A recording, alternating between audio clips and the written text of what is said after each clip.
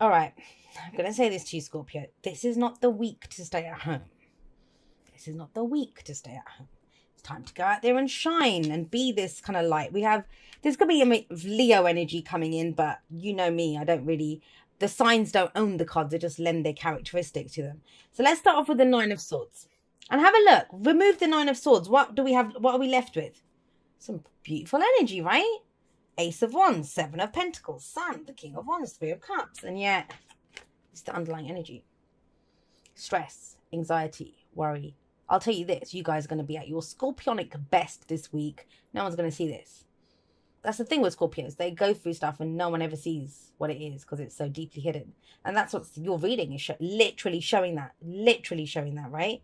So, let's have a look. This is about stress, anxiety, worry, lack of sleep. I mean, some of you just might not be sleeping. That's what it could be showing, that it's lack of sleep coming in. But I kind of feel like you're going through it kind of stressed out. I always say this about the Nine of Swords. No one wakes up that morning and thinks, ooh, it'd be great to be stressed out today or not to get any sleep or not to do whatever. No one decides that. It's one of those things.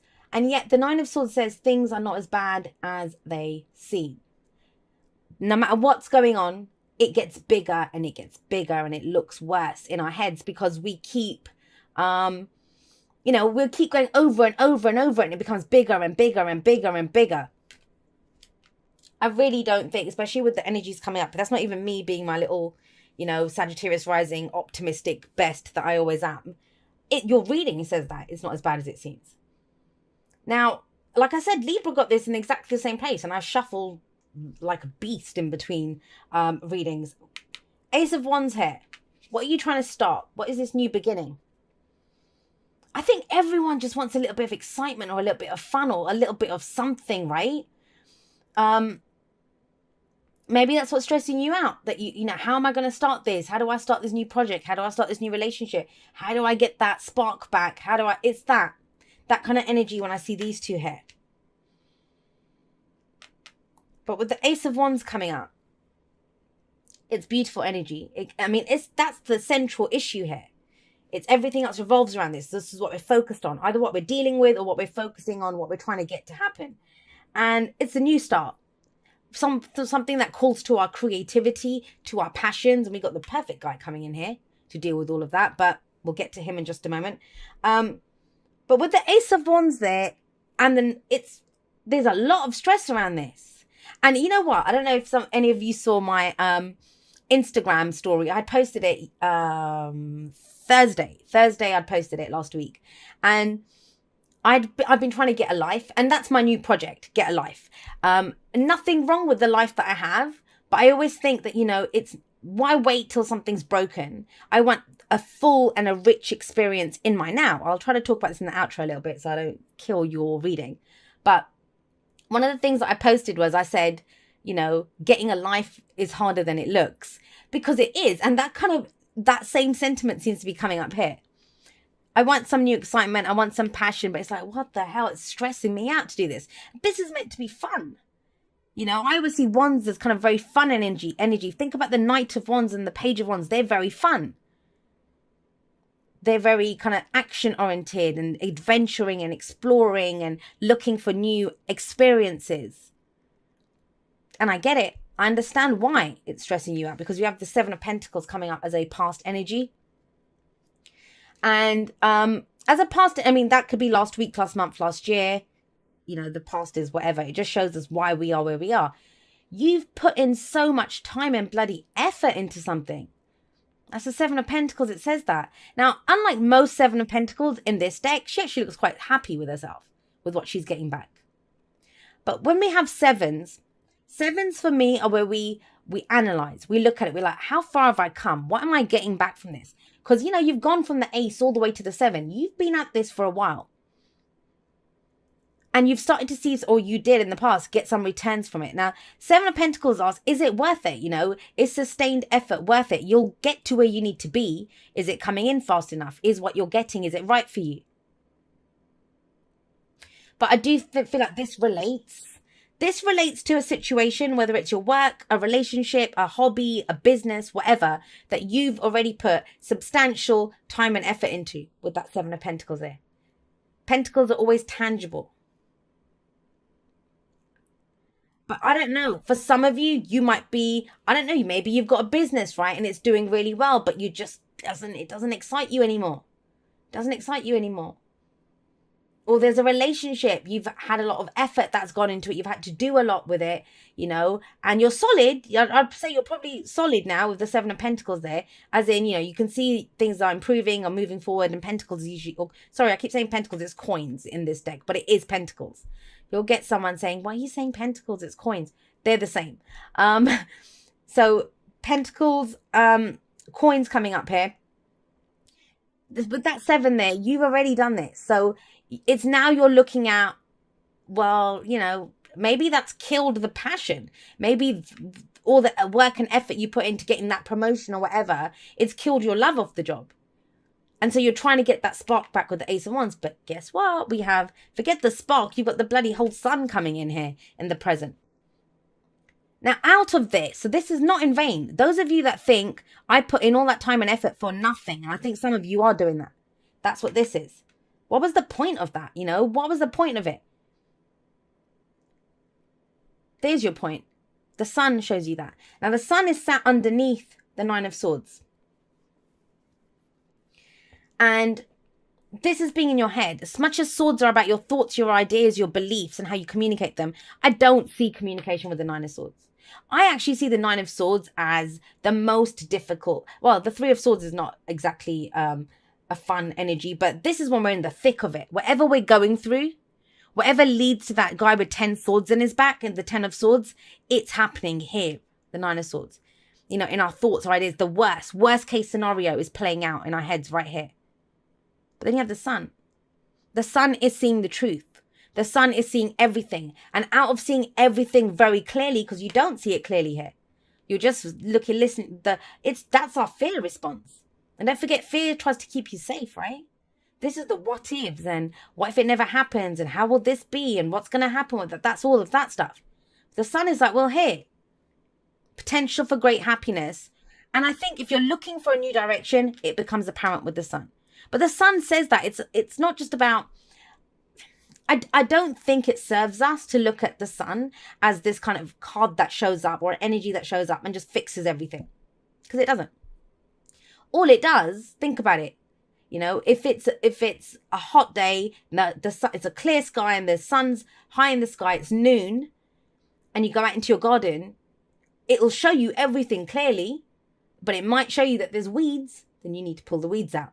It might show you that, a water feature would look really nice over there in that part of the garden, but you'd still need to put the water feature there. You see the potential more clearly. All the lights are on. And it shows you, what can I create in this space? What can I create in this, what I'm seeing? The sun is life-giving energy. And so you are the sun in the solar system that is your life. But you can't do that from this, because all this breeds is more fears. So this is saying, look at it clearly. What's the potential in this? Is there a potential in this? Now, from this, once you do this, we have it's double Leo, because they're both cards for Leo. But that could be Aries or Sagittarius as well, right? But with the King of Wands coming up, leading out of this, if this is a work reading for you, then boy, oh boy, if you've been really working to be noticed, to be seen, and you're thinking, well, shit, no one noticed anything, right? I'm still stuck here doing this. I see the potential. If you see the potential and you go for it, if you go to extend your role or whatever, with the King of Wands coming up, this is about you stepping up and shining. It's about you then taking action and going for it. Sometimes I think I'm like the worst reader in the world. Not so much because I don't know the cards or anything. It's because I'm always going to put you to work.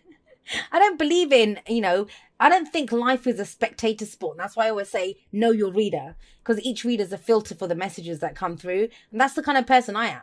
I want to be a part of my life. I want to be interactive in it. I want to take action. I want to do things in my life. And so that's how I always see the energies. I see the cards as giving us ideas of what we can do with the energy available to us. So, King of Wands. King and Queen of Wands, I always see them as celebrities. And I know it's a king. This could be masculine, feminine energy, whatever, right? I mean, he's going to know exactly what to do with that wand. Exactly what to do with it. So if you're looking for a spark, I mean, you get one better. You go straight to the king.